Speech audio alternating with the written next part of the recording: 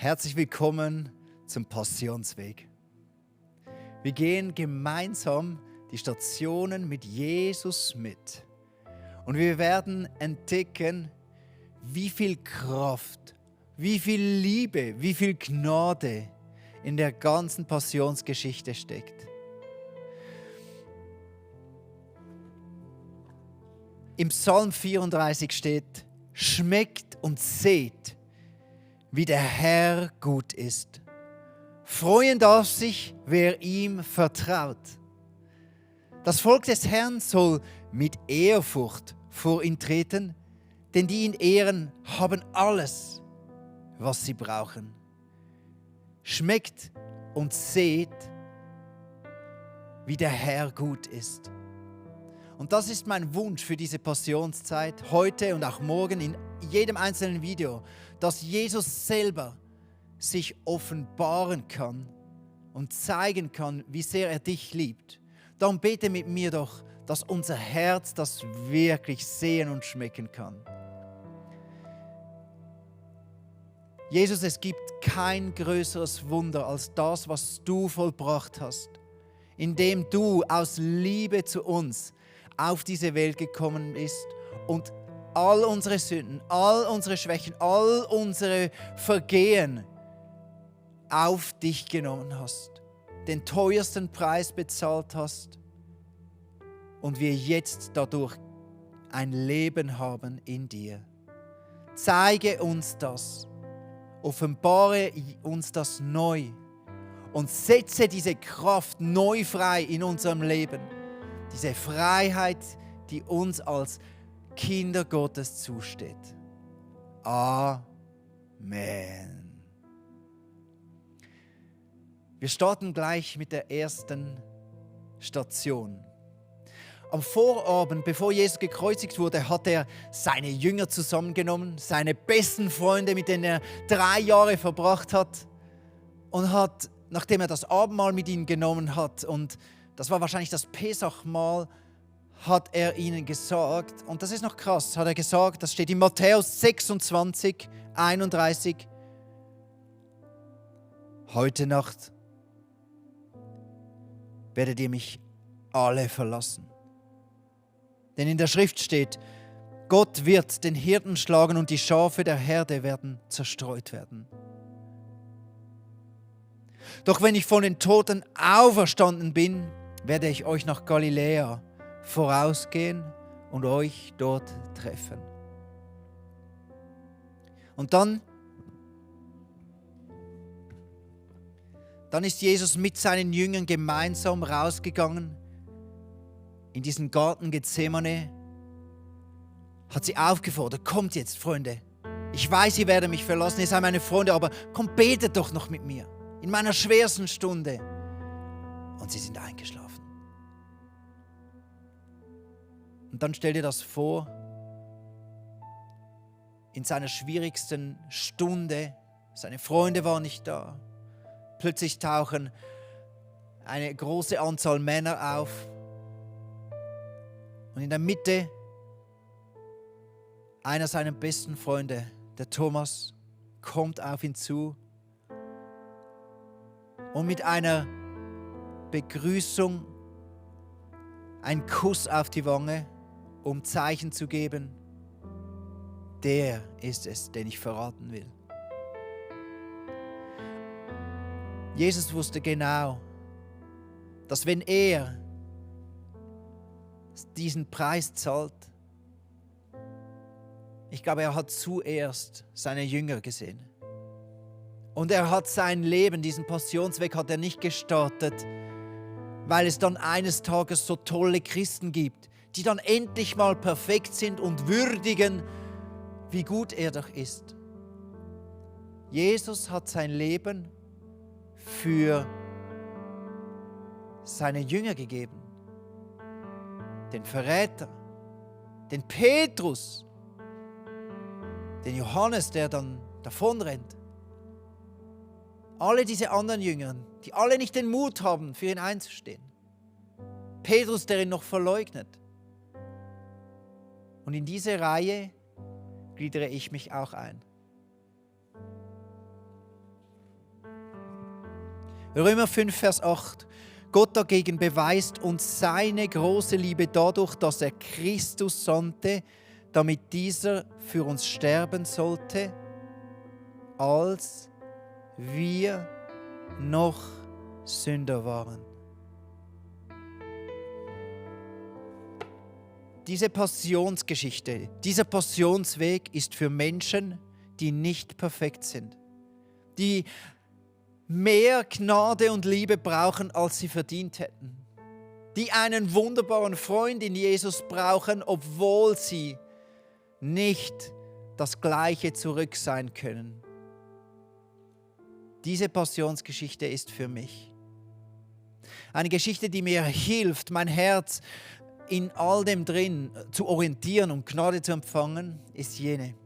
Ein kleiner Junge darf für das Wochenende zu seiner Oma fahren und er liebt seine Oma, weil die hat einen schönen Teich mit Enten und die ist in der Natur draußen und er freut sich schon gleich nach der Schule, holt sie ihn ab, er geht da hin, sie essen gemeinsam, er darf noch ein bisschen spielen und dann liest sie ihm eine gute Nachtgeschichte vor und er geht schlafen.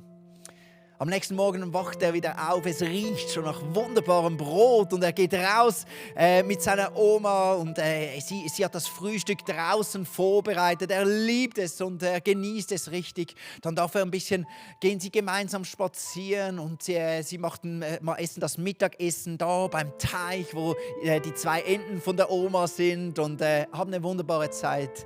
Dann geht die Oma, macht einen Mittagsschlaf und er hat so seine kleine Luftpistole mit dabei und er spielt ein bisschen rum und dann hat er eine Idee. Wäre es nicht mal toll, auf ein lebendes Objekt zu schießen?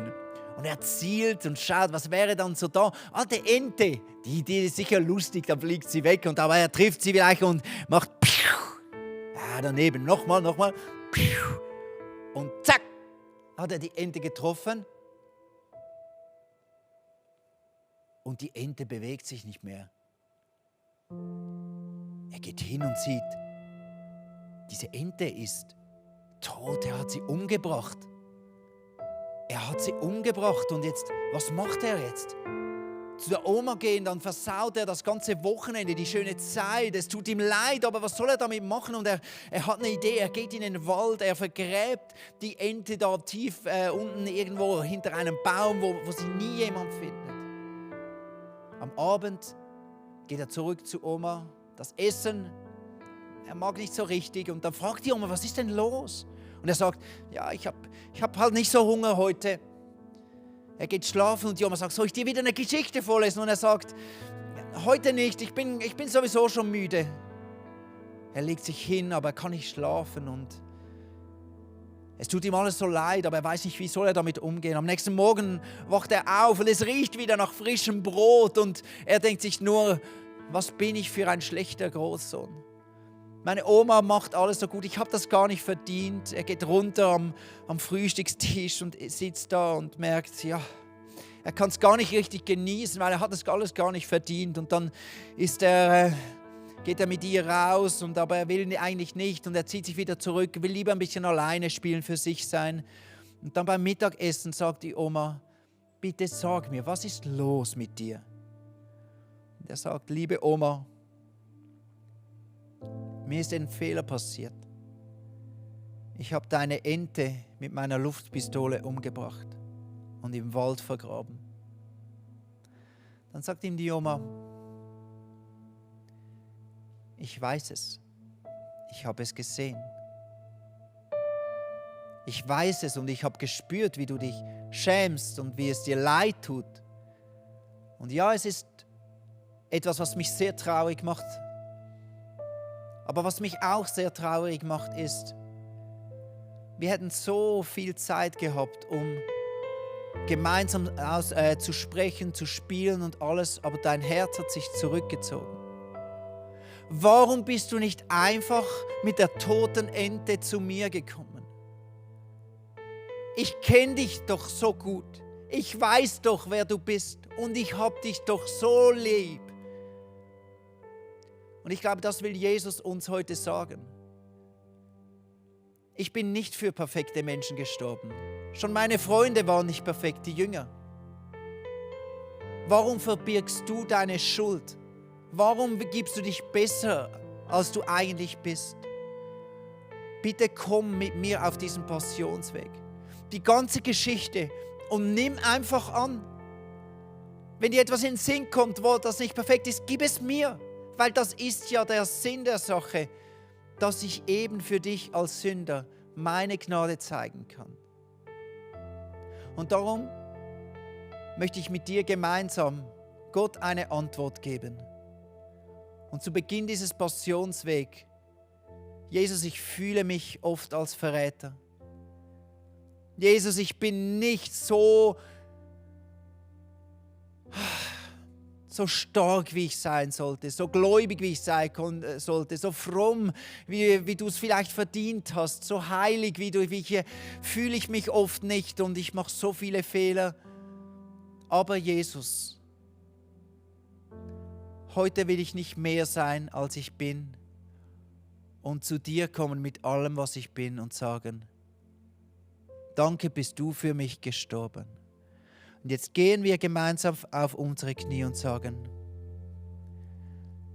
Jesus, du darfst uns begegnen in all unserer Unperfektion. Wir nehmen es an, dass du für mich als Sünder gestorben bist. Und jetzt hören wir eine Klavierimprovisation und versuche deine inneren Ohren aufzutun, weil in diesen Noten vielleicht Jesus zu dir spricht und dir liebevolle Worte zuflüstern möchte.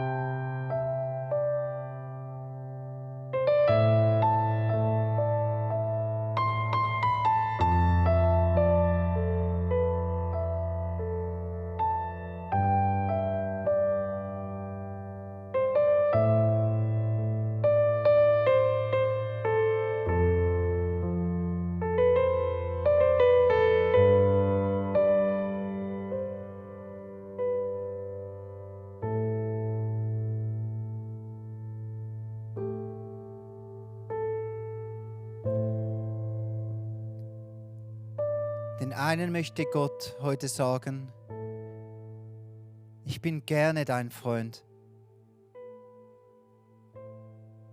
Den anderen flüstert Jesus ins Ohr, deine Schuld ist nicht größer als der Preis, den ich bereits dafür bezahlt habe. Anderen sagt Jesus ganz einfach, ich bin gerne dein Retter. Ich kann dich retten und ich rette dich.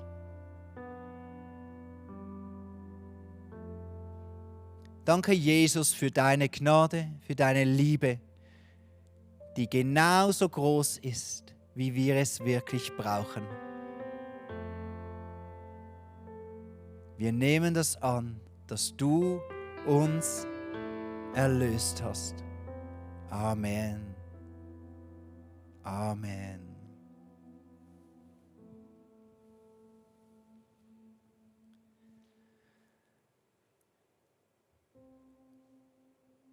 Wir sehen uns morgen wieder mit der zweiten Station.